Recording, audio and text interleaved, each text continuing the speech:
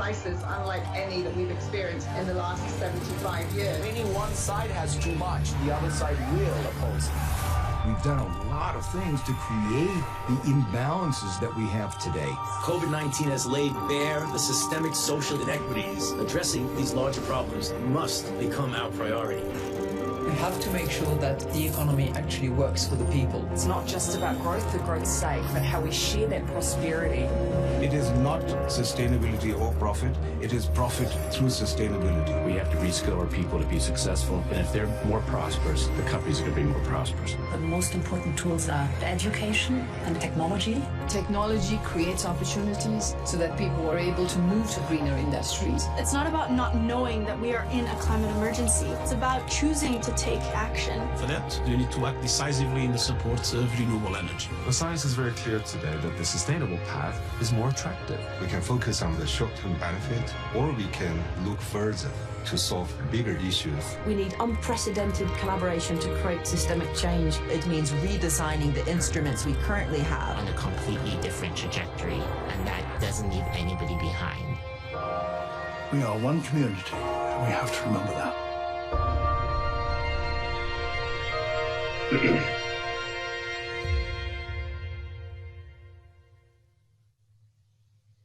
Welcome to this session, Carbon Markets, a conversation with Bill Gates, Mark Carney, Annette Nazareth, and Bill Winters.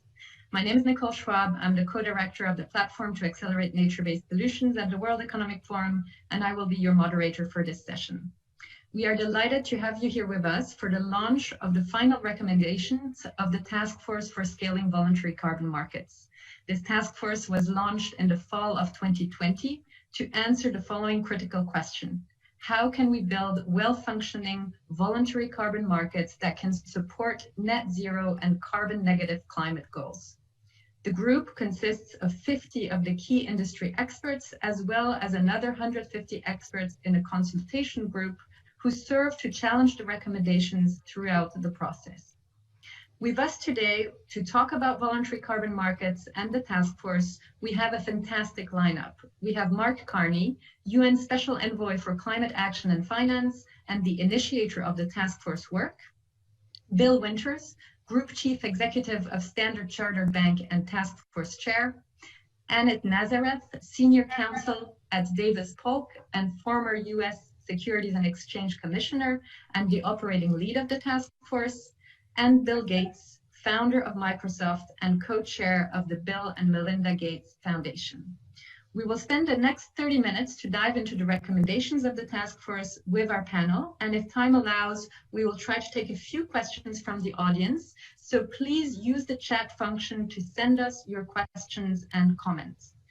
And if you are watching this session on social media or the website, you can also share your reflections with the hashtag WEF21 or hashtag Davos Agenda. So with that, let's go straight to the heart of the matter, and let me turn to you, Mark. What is the role of offsets in the context of a 1.5 degree climate ambition? Well, thank you, Nicole, and let me compliment the leaders of this task force. It's a remarkable achievement.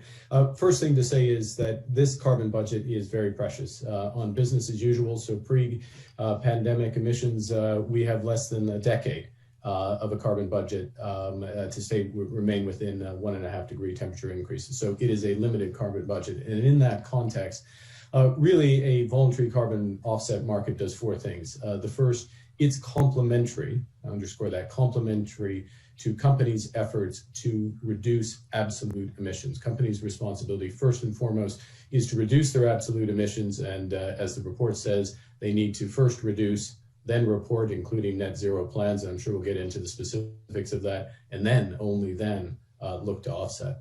The second thing that this does is it is catalytic.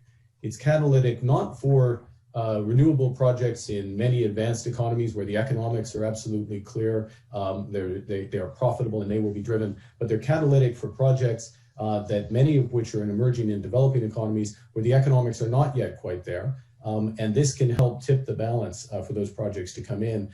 They also, these offsets can also be catalytic as part of helping the economics of absolutely essential breakthrough technologies that need to happen for us to ultimately get to net zero. And I'm sure that will come up more clearly because Bill Gates has led on those technologies. The third thing is this market is cross-border.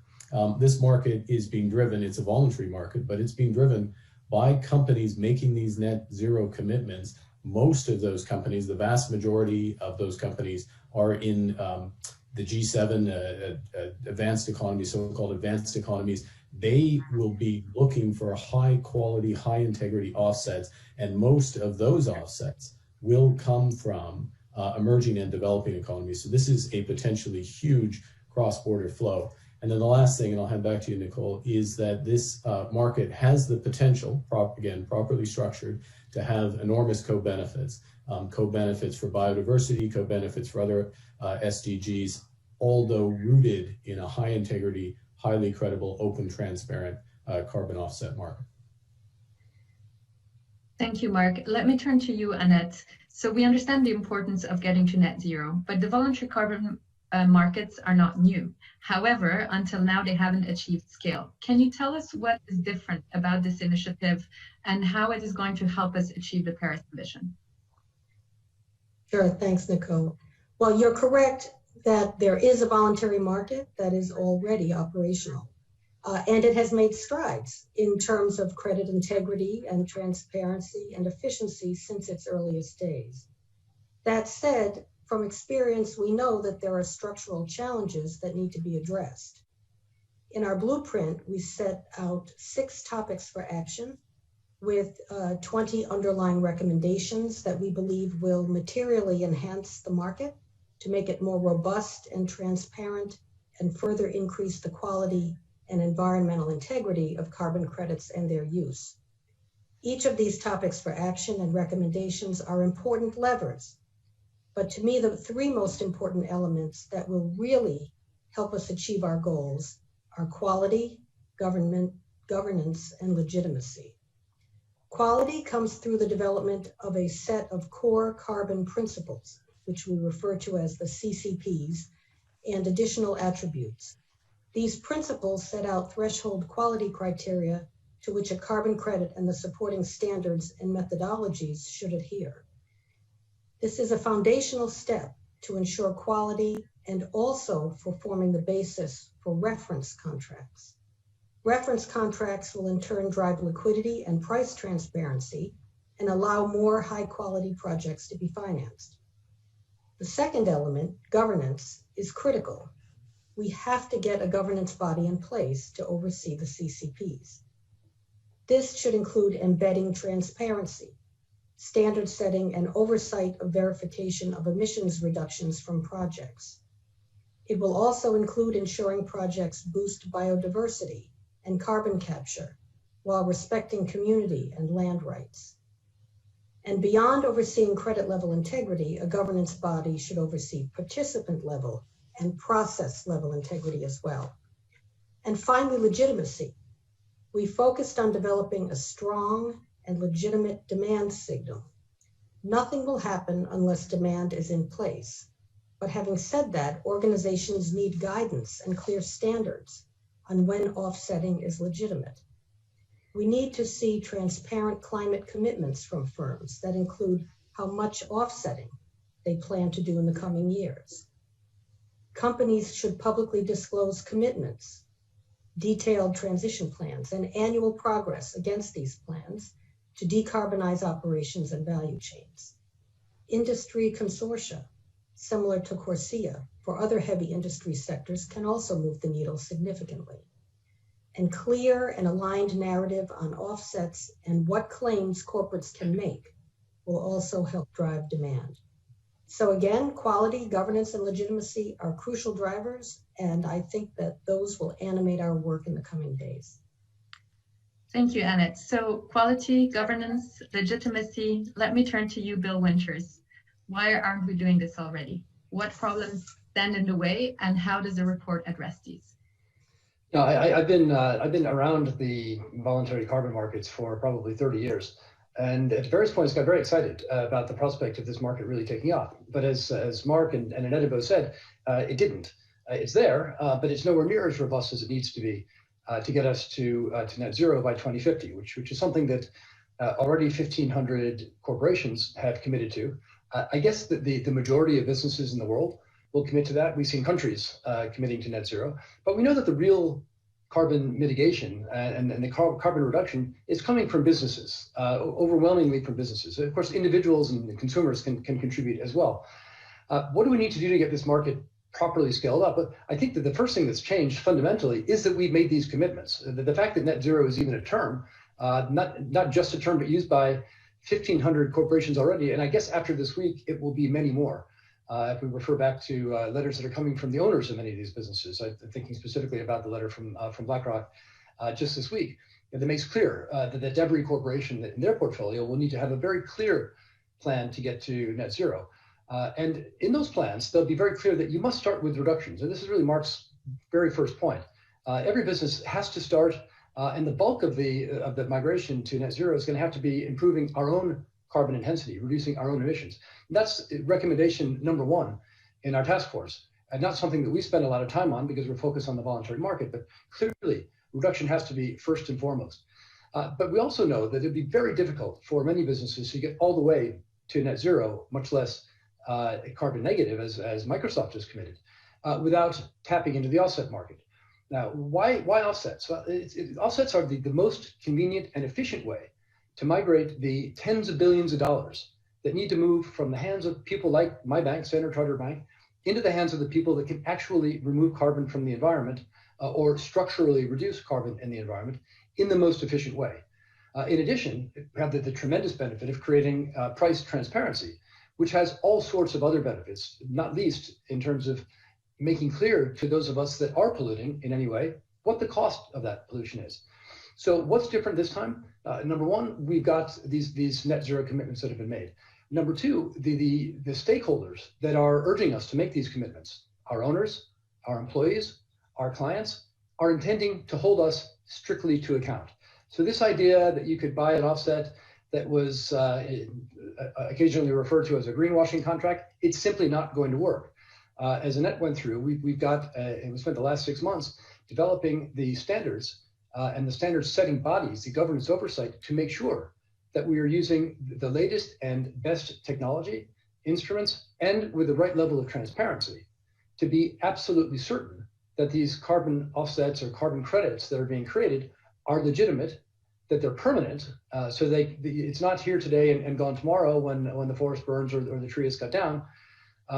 Tracking leakage, so leakage outside of the project in terms of gradual diminution of the effectiveness, and making sure that these projects are additional. Additional meaning these are projects that wouldn't have happened but for the fact that there was a carbon benefit to the climate. So these are the steps that we've taken. As Annette said, 20 recommendations lumped under 6 key themes with 200 participants very actively involved. What we're coming out with today, and I hope everybody gets a chance to read it, is a 17-page executive summary, easy read. You can definitely get through that. The 139-page report you've got to put a bit of time into. But the opportunity for all of us is to take this framework that we put out today and to convert that into an implementable action plan this year so that we can start to see the real benefits of scaling up this market immediately. Because without that, we will not get to net neutral, carbon net zero in 2050. Thank you, Bill. Let me now turn to you, Bill Gates, and you are also the founder of Breakthrough Energy. Bill Winters just mentioned technology, and we know that nature-based solutions are going to be a critical part of the solution to achieving net zero. But what else is needed? Well, I'd say the good news is that a lot of companies are taking carbon into account as they make decisions. They have, some per ton hurdle price, and they, are going to stay away from investments that, are generating carbon because of that price signal. The big step, the next step there is getting people to monetize those things and put that money into things that are provably have an impact. And a number of companies now are willing to do that.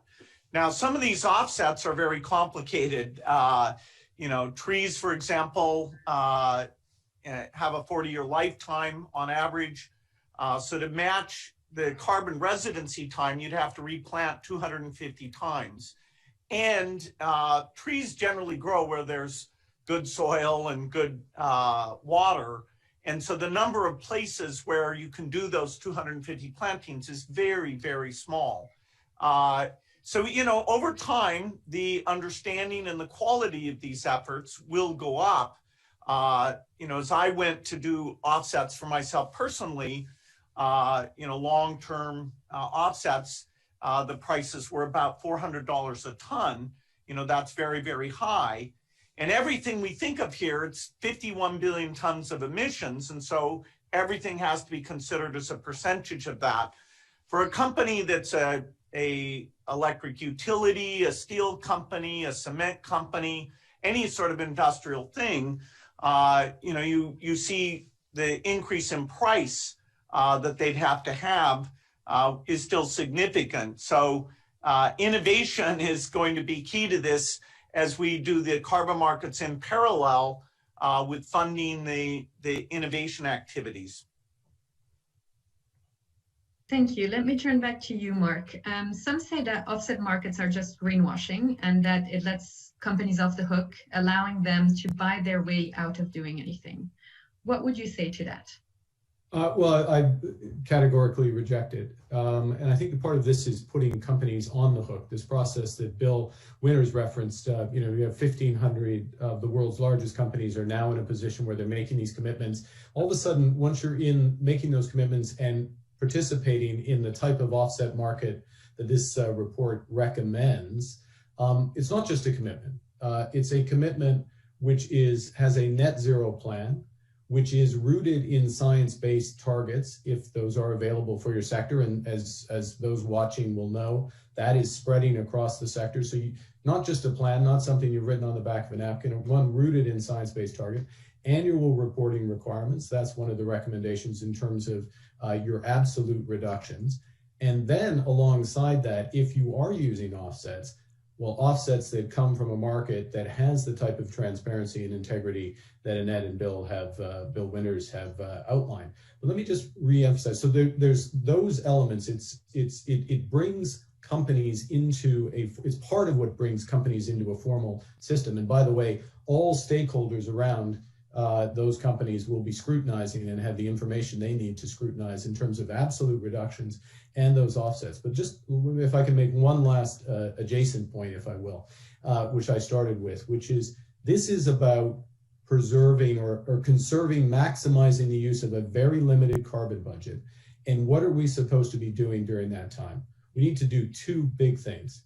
One, we need to turn over the capital stock for proven economic technologies like existing renewables, that solar, wind, and others, to get emissions, absolute emissions down. And secondly, we need to put big money and a lot of focus and a lot of smart people around the type of breakthrough technologies that we need ultimately to get to absolute zero, whether around hydrogen, direct air capture, or sustainable jet fuels. And so we need all of that, which is why I started with this is complementary. It's one piece of the puzzle, but we do need this market. Thank you, Mark. Annette, I know that you went through a public consultation. So what did the public tell you in the consultation, and what were some of the other concerns that came up, and how did those inform what you will do next? Thanks for that question. We've been very fortunate to have a very broad engagement for the task force's efforts. Of course, we benefited from the work of a very engaged task force itself, with the members representing a broad cross-section of the value chain. But we also had very valuable input from our consultation group, which I believe we mentioned before, which is composed of subject matter experts from over 120 institutions. So we took all that input and then we put out a draft report during our consultation process. And we were very pleased to receive over 160 responses during that consultation period. The reception to the report has overall been really quite positive, with 73% endorsing the blueprint and 88% agreeing with the need to implement the 6 topics for action. So, the full debrief of the feedback can be found in the report itself, But some key takeaways for me were on credit quality and governance and reference contracts. On credit quality, we received feedback from across the value chain that solving the issue on quality, including permanence, leakage, and additionality, which Bill Winters mentioned before, has been highlighted as a top reason for getting mass adoption. On governance, we had 77% agreement for stronger governance for all identified governance needs. And for reference contracts, respondents were in favor of the development of standardized reference contracts, including over 60% of the buyers who responded, who would commit to purchasing through such contracts in the future. So concretely, this input led us to the conclusion that we need to address a few additional steps. First, to drive up quality, we need to get one level deeper on the CCPs, which includes designing specific guardrails per project, for example, renewables only in least developed countries, and to review historic credits to ensure that they would meet the high quality criteria of the CCPs. On the governance process, we have to get more specific on the roles and responsibilities and help propose a way forward for its establishment. And on reference contracts, the task force can help develop the contract templates that will be used by market participants to trade. So again, overall, I think we had a very productive and informative consultation process, and it's certainly going to inform our work going forward. Thank you, Annette. Bill Gates, I have a second question for you. How do you see the role of private sector climate commitments to drive the scaling up of voluntary carbon markets, and what is the risk of getting this wrong? Well, I think the way forward here is to connect the these private sector payments to innovation. If you just have some wealthy companies that aren't in the industrial sectors where the extra green cost would make their products non-competitive, if they're just dealing with their portion, it's a very small percentage. On the other hand, if you're taking this offset money and you're bootstrapping the markets for the difficult products like green cement, green steel, green aviation fuel, then you can start the learning curve. And as you get that volume and learning curve, then these premiums can come down. Because after all, to be at zero by 2050, all the products that middle income countries buy for shelter and lighting and transport, are going to have to come at such a small premium that they're willing to shift all their purchasing. And so taking the lesson from solar energy, where country policies drove up those volumes and the prices came down, and now shifting that to the hard areas, including industrial and things like green hydrogen, if we can take this money and start those learning curves, and so we're driving up the volume and causing success and more innovation to get those premiums down, then I see these voluntary carbon markets and the acceleration of innovation through the marketplace as really coming together and giving us that chance of getting to zero. Thank you. Last question to you, Bill Winters, before we turn to questions from the audience. What are the next steps, and how will the task force strive for fairer representation? Good question. We spent a lot of time thinking about representation. Annette mentioned the 50-member core task force with another 120 people in a consultation group, and many others that were providing advice or perspectives, including the 160 responses we got to the consultation paper. But there's an overweight in the task force and the consultation group in the developed markets. So we have good representation from Indonesia, from China, from Latin America. But not enough. And when we look at the carbon equation in the world, something like 90% of the practical nature-based solutions, the target areas, are sitting in developing markets. Whereas on the flip side, something like 90% of the natural offset buyers, at least so far, are coming in developed markets. So we wanted to make sure that we balance that out so that we really have both sides of the market represented in the efforts as we get into to finalizing the implementation plans to take this framework and put it into reality. Some have said that the carbon offset market will result in a meaningful transfer of wealth from the developed to the developing economies. There's clearly some truth to that. We know that the developed economies are ahead, certainly in Europe. They're well ahead in terms of establishing infrastructure and also mindset. And we know that the developing markets, number one, are most exposed to the effects of climate change, but also can have the most important marginal impact from here in terms of improving their emission efficiency. So clearly, the key for us is to have this market be as inclusive as we possibly can, and we want to make sure that we bed that down during the implementation phase. So next steps, we obviously are beginning today with the next round of stakeholder engagement. We had really good, strong, robust feedback after the consultation document. These issues are not without controversy. I mean, there are people that have focused on this market for years, and Nicole, your very first question was, why now, and why hasn't it happened before? Well, the reason is it's tough, and we've had to change some things, and the world has had to move on. Now we need to bed that down and take the controversy and resolve it. I think we have a reasonable shot at getting something close to consensus, but there may be some naysayers, and we'll want to make sure that we understand those concerns and factor those into our plans. Second is to get the governance frameworks in place. So we made recommendations for what the governance should cover. Now we need to actually create the governance body that can, in many ways, be the self-regulating organization for this market and can address the legitimacy and quality issues that you talked about.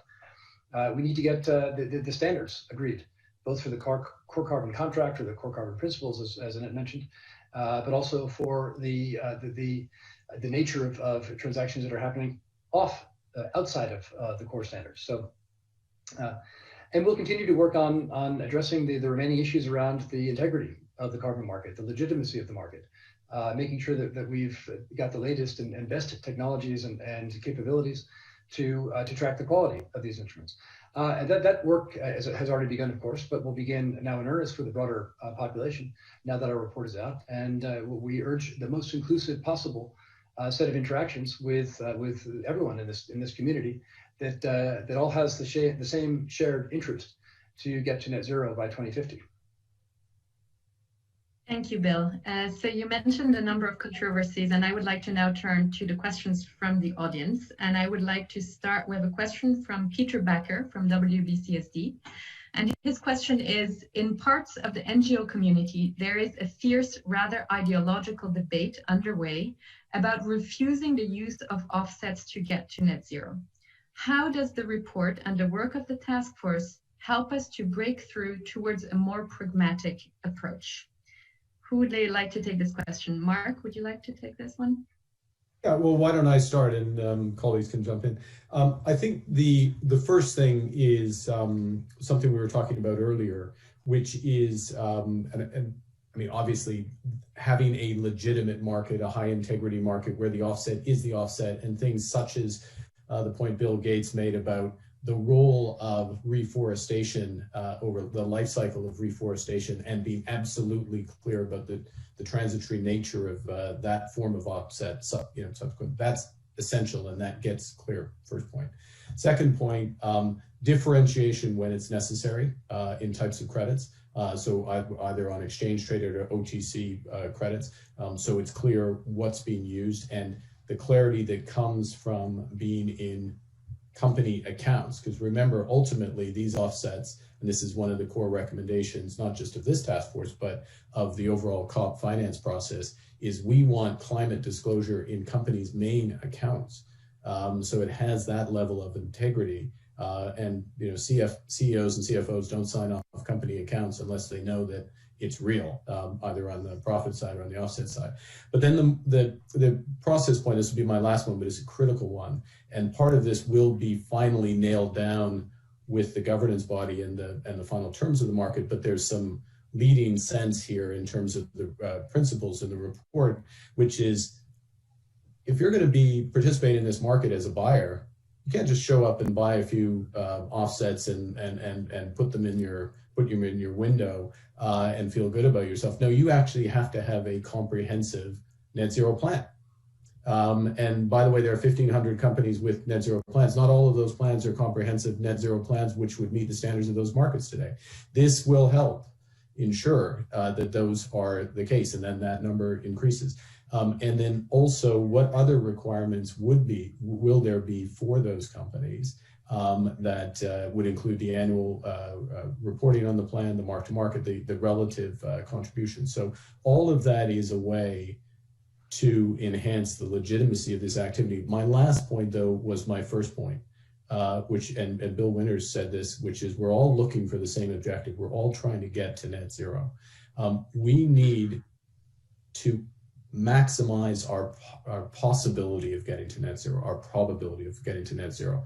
And this is part of the answer, only part of the answer, and it maximizes the ability to turn over the capital stock as quickly as possible and to make the kind of innovations that Bill Gates was talking about a moment ago.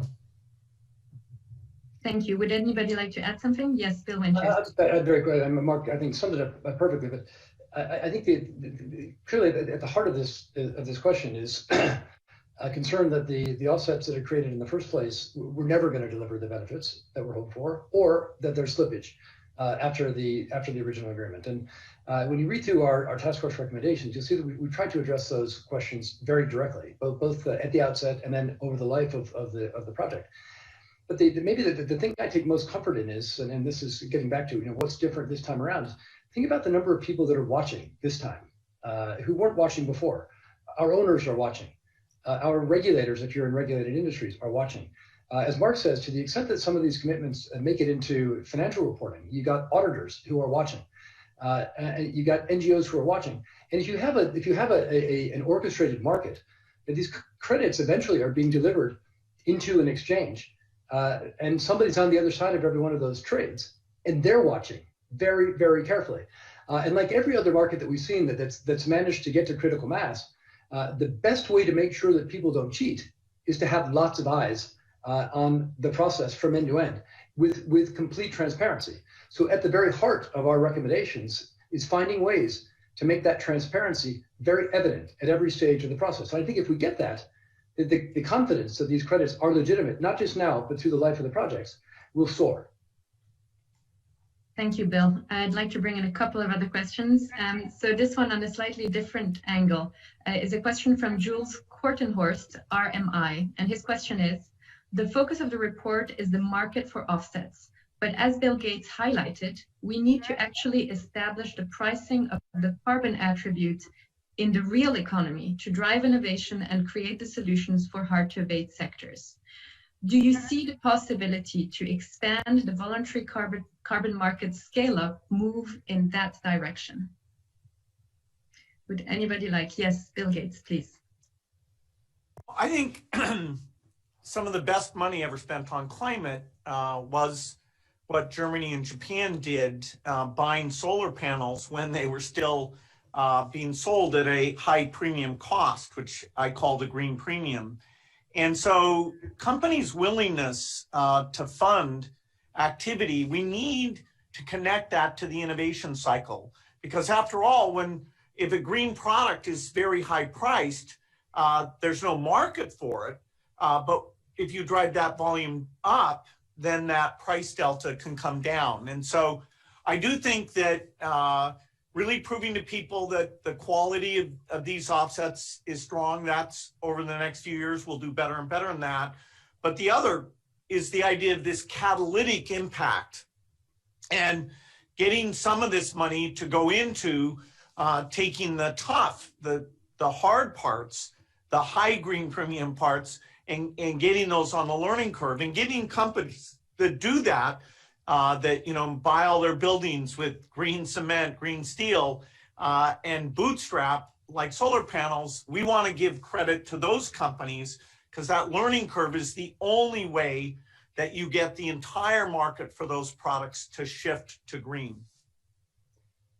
Thank you. Yes. Just to chime in, it's clear in our report that Bill's enthusiasm for this angle is infectious, and we all agree that it's critical that we find ways for the voluntary carbon market to help support these frontier technologies. So it's a central tenet. Now, do we have all the details of that worked out?